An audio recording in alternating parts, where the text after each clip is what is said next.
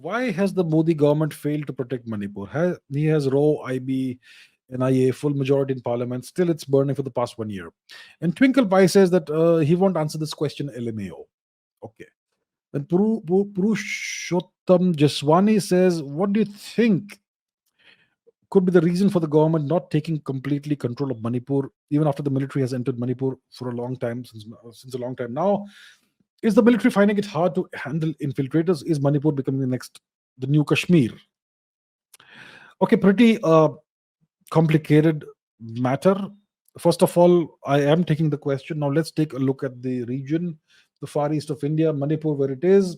Okay, uh, that's the region. Okay, I'll take it off screen for some time. The first question is, why has the government of India, the Modi government, not taken complete control of Manipur? So, is that true? Is the government not in complete control of Manipur? Probably it's true. I think half of Manipur is overrun by cookie infiltrators, and wherever the cookies are, I don't think the government of India has complete control over those regions. Uh, it's a mess. And do one does we does one blame Modi for this? Well, at the end of the day, he's the prime minister, and the buck stops with him, so he has to be blamed. Yes, but who's actually messed up over here?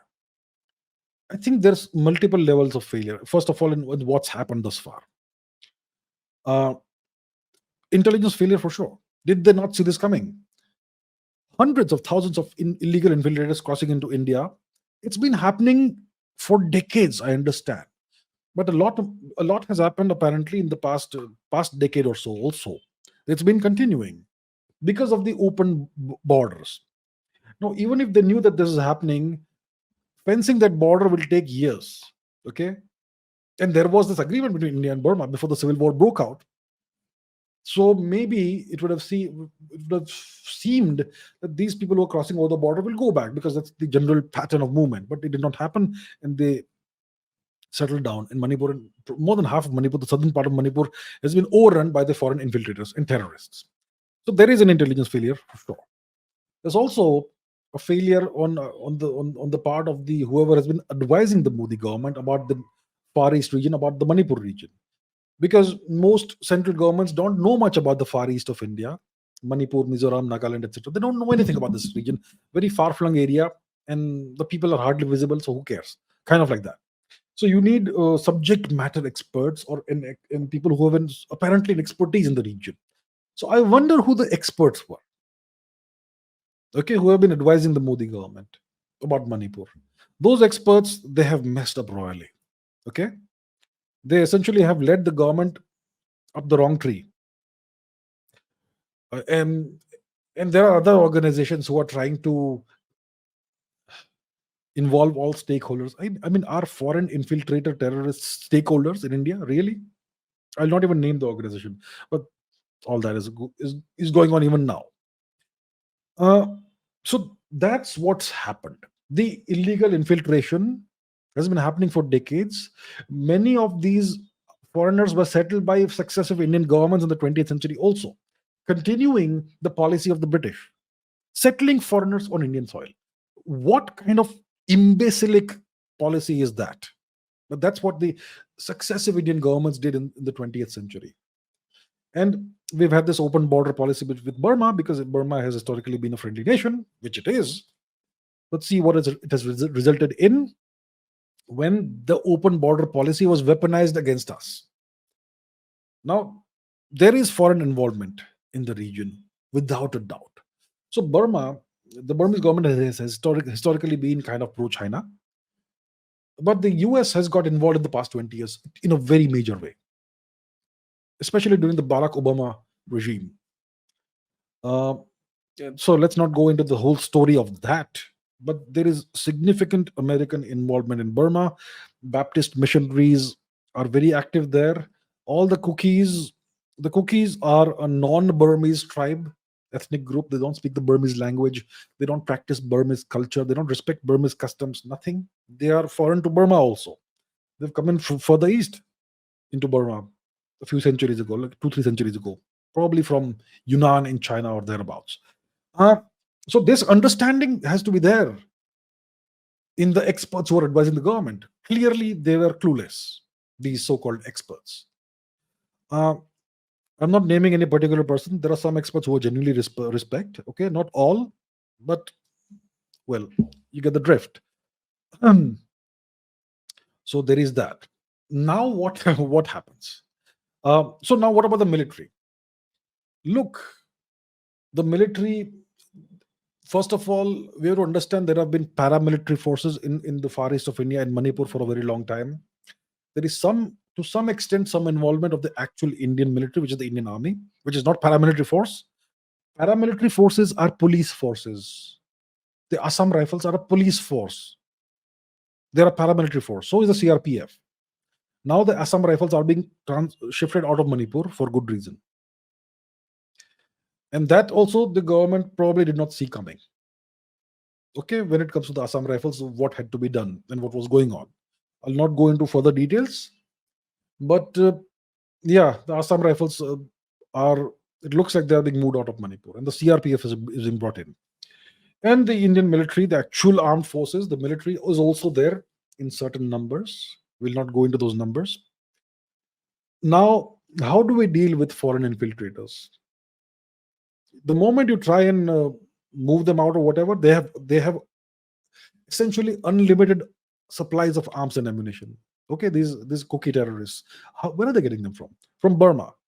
But Burma is in civil war. So where are those factions fighting the civil war getting the arms and ammunition from?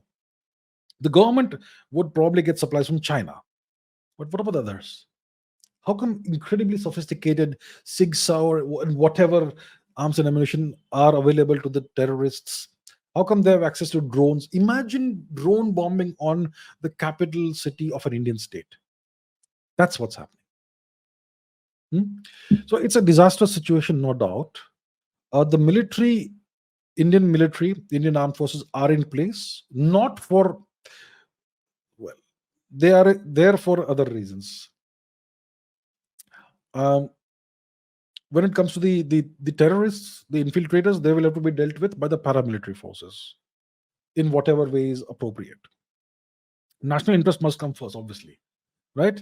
And just because somebody is holding an Aadhaar card or whatever doesn't make them a citizen. That's what happens typically.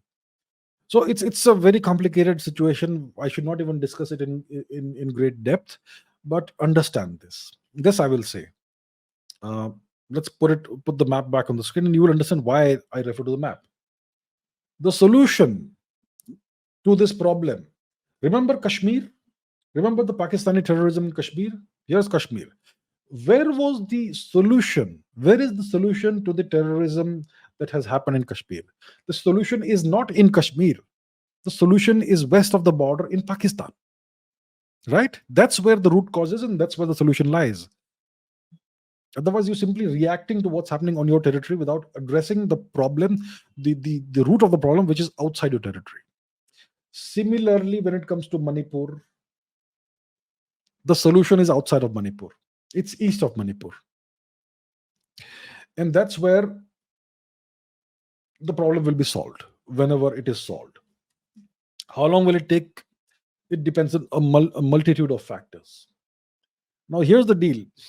You have obviously spoken about Prime Minister Modi. The Modi government has failed, and so on, which is true thus far. And do you realize that this makes Prime Minister Modi look very weak? It does. Whenever Mr. Modi says something on Twitter, tweets something, people say, "What about Manipur? What about Manipur? What happened to the 56-inch chest?" True, right? That is a genuine question, and question that, well, the government is keeping quiet on for whatever reason right now. Now, understand this. This has dented Mr. Modi's image, and he can't afford this to happen. So, solution will come. Rest assured. And when it comes, when the hammer falls, it'll fall hard. But there are certain other factors that need to be hammered out before the hammer falls on the terrorists. And those factors are currently being looked at right now.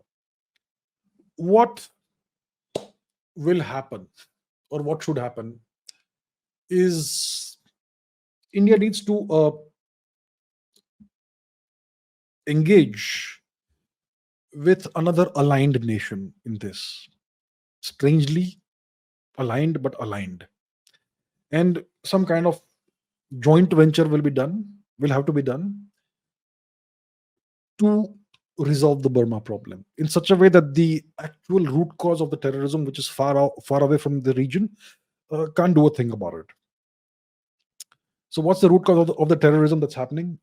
The cookies are the symptom, right? They have been empowered by somebody and armed by somebody. That's the root cause.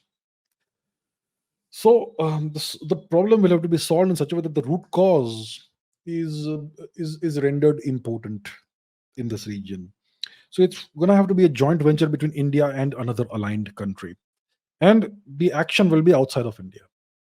That's how I see the solution being brought about. But Mr. Modi knows that he can't afford to be inactive on this front for too long. It's already been more than a year. The entire mayhem started in May last year, apparently out of nowhere. The government is completely caught unawares. Big failure for sure. But now the solution is to be found. Uh, the indigenous people of a state who have been staying there for 2000 plus years are suffering. Terrorists are raining bombs from drones on the capital city of a state in India. And right now, the government of India looks very weak and helpless. And this can't continue. So the Indian military does exist. It is there.